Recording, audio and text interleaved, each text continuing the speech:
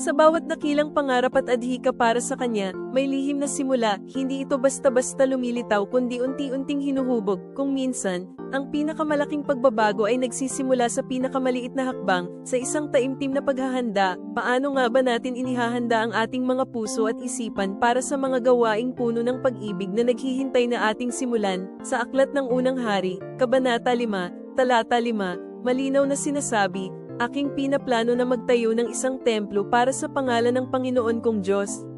Dito natin makikita na bago pa man maganap ang dakilang gawain ng pagtatayo ng templo, mayroong nauna ng maingat na pagpaplano at tapat na paghahanda. Ito ang pundasyon ng lahat, ang pasimula ng paglikha ng isang bagay na wagas at banal para sa Kanya. Kung gayon, ang bawat paghahanda, maging ito man ay sa panalangin, pag-aaral, o pagtutulungan, ay isang marubdob na gawa ng pag-ibig. Ito ang magiging binhi ng kapayapaan, nagbubunga ng mga bagay na hindi lamang lumuluwalhati sa kanyang pangalan kundi nagdudulot din ng malalim na kagalakan at kapayapaan sa bawat pusong bukas na maglingkod. Kaya't, sa bawat pagkilos, isapuso natin ang paghahandang mula sa kanya at para sa kanya.